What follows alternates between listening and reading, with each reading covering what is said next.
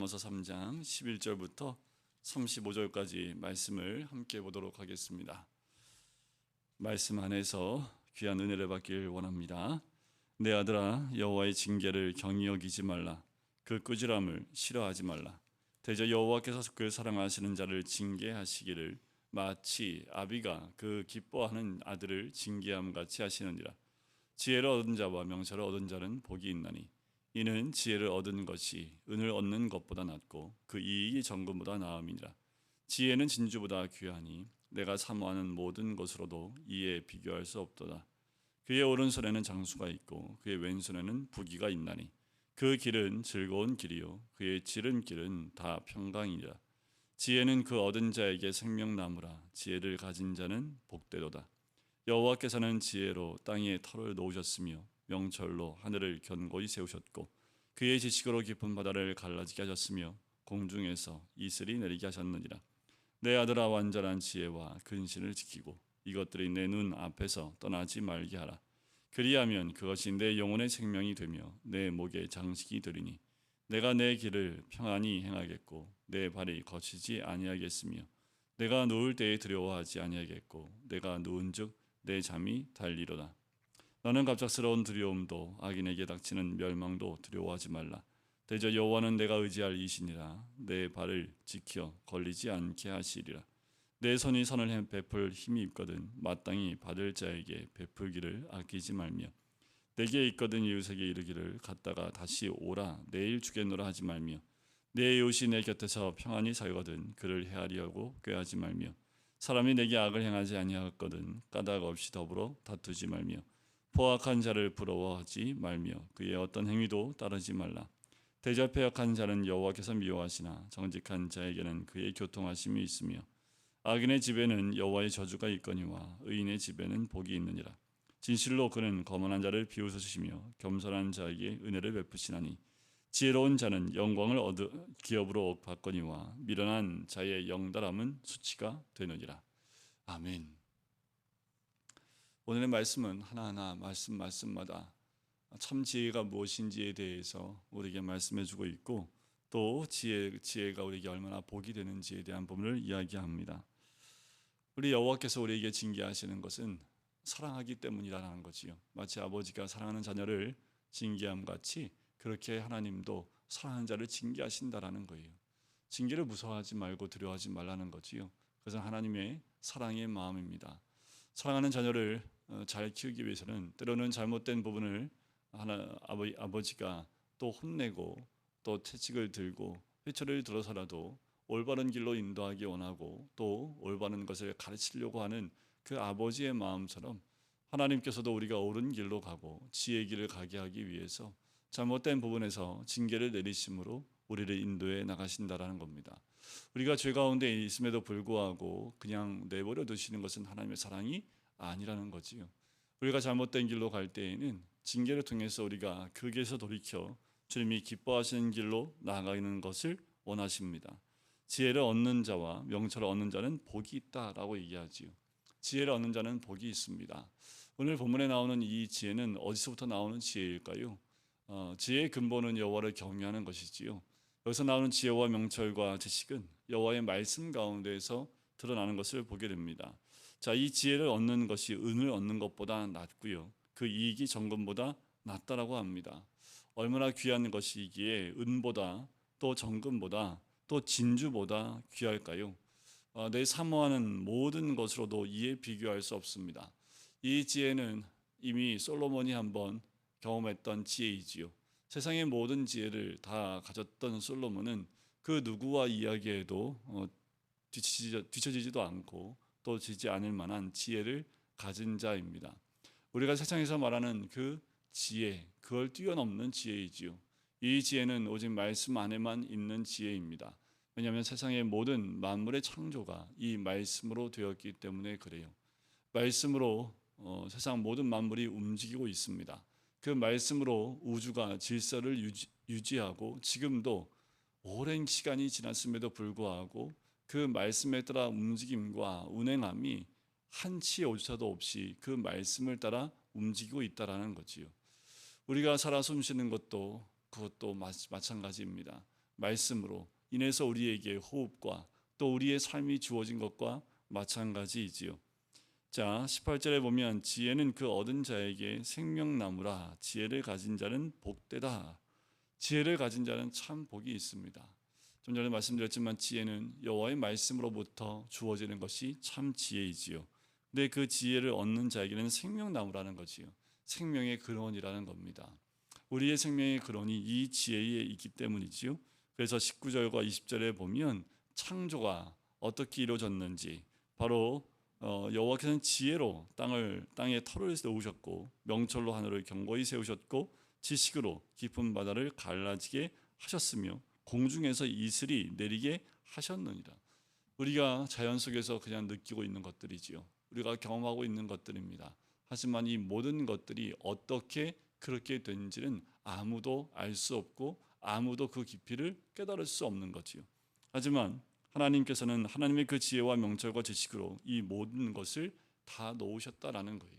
우리가 밟고 있는 이 땅의 기초가 어떻게 되어 있는지 우리는 시간이 지나면서 여러 가지 과학의 힘으로 지구가 둥글게 되어 있고 또 중력이 있고 그래서 우주로 빨려나가지 않고 대기권 안에 있는 모든 생물들은 지구에 두 발을 붙이고 살 수 있다라는 아주 기초적인 것들을 우리가 깨닫기 시작을 했지요.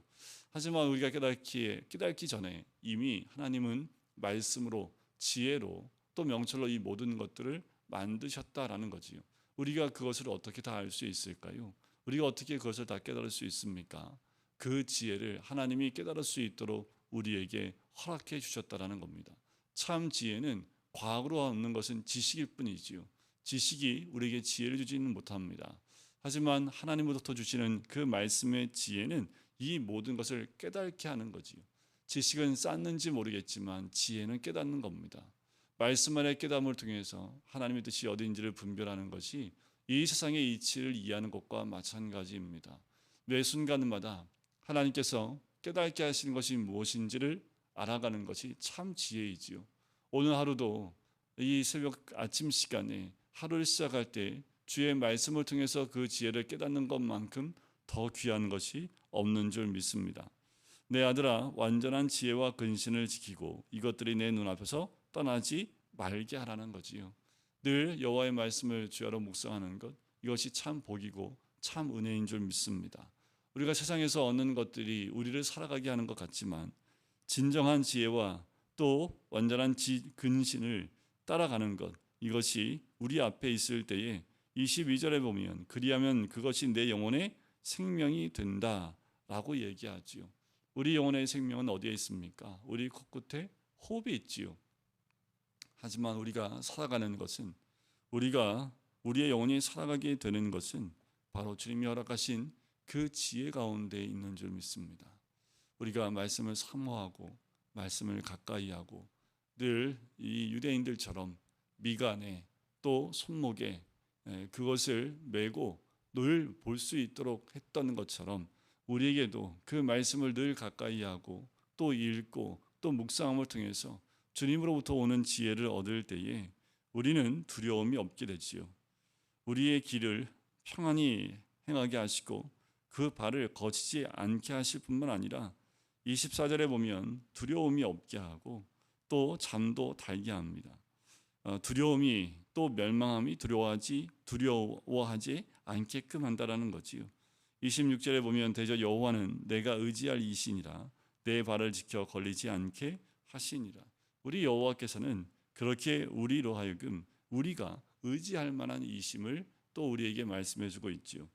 또한 우리에게 힘이 있을 때 베품에 대해서 인색하지 말라고 이야기합니다.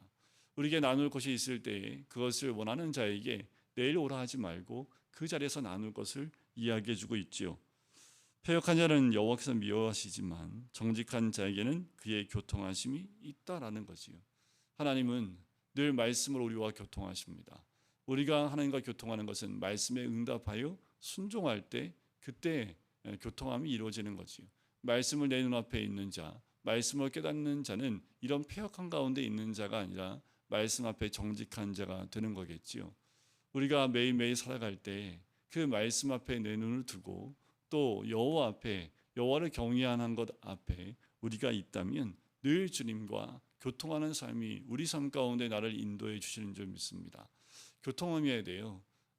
편도로 그냥 일방통행으로 가는 거면 그냥 일방적인 것으로 끝나지만 하나님은 그렇게 일방적인 분이 아니시라는 거지요. 늘 우리와 교통하기 원하십니다.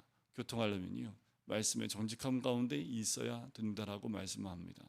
그 정직함은 질서대로 가는 거지요. 하나님 말씀의 질서대로 순종하여 나갈 때 하나님과의 교통함이 끊어지지 않는 줄 믿습니다. 이것이 끊어지게 되어지면 교통이 사라지게 되어지고 또 질서가 세워지지 않고 망가지게 되면 하나님과의 교통함이 끊어지게 될 수밖에 없는 거지요. 정확한 것은 악인의 집은 하나님이 저주하시지만 의인의 집에는 복이 있는 줄 믿습니다. 누가 의인입니까? 의인은 믿음으로 말미암아 사는 거지요. 믿음으로 사는 자의 집에는 복이 있는 줄 믿습니다. 우리가 매일 새벽 깨어 주님 앞에 나올 때 주님이 주시는 그 은혜를 누리고 그 복을 누리기 위해서는 늘 주님이 주신 그 지혜가 우리 가운데 가득하고, 때론 우리 삶 가운데 징계가 있을 때 하나님의 사랑의 징계인 것을 깨닫고 그 징계를 달게 받을 때에 우리는 다시 그 지혜 가운데 또 말씀 가운데 세워지는 귀한 은혜를 누리게 된 줄 믿습니다. 이걸 거부하는 인생은 하나님의 사랑을 거부하고 하나님을 떠나는 인생이 될 수밖에 없는 거지요. 늘 지혜를 가까이 하고 또 지혜가 내 것이 되었을 때 누리는 그 복이 우리 삶 가운데 충만할 때, 솔로몬이 이렇게 권면하는 것처럼 참 지혜로 하여금 우리로 하나님과 가까이 하고 하나님으로부터 주어지는 이 천지 만물의 그 복과 또 우리 삶 가운데 주님과 교통함을 통해서 주어지는 놀라운 복들을 누리며 사는 인생이 된다라는 거지요. 우리가 누려야 될 복은 바로 이 복입니다. 지혜의 충만함과 또 하나님과 함께함을 통해서 주어지는 그 복을 누리는 오늘 하루가 되시기를 주님의 이름으로 간절히 축원드립니다. 기도하겠습니다. 사랑의 주님, 오늘도 지혜의 말씀을 통해서 우리에게 깨닫게 하시고 또한 주의 말씀 또 지혜 또 지식과 그 명철 가운데 세워지게 해주심을 감사합니다. 늘 깨어 주님 안에 거하는 자, 또한 주의 말씀에 순종하심으로 그 말씀의 지혜와 또 그 말씀의 질서대로 순종할 때에 주님이 허락하시는 그 복을 누리며 주님 안에 참 자유함을 누릴 수 있는 주의 백성이 될 수 있도록 축복하시고 인도하여 주시옵소서. 감사드리며 예수 그리스도의 이름으로 기도드립니다. 아멘.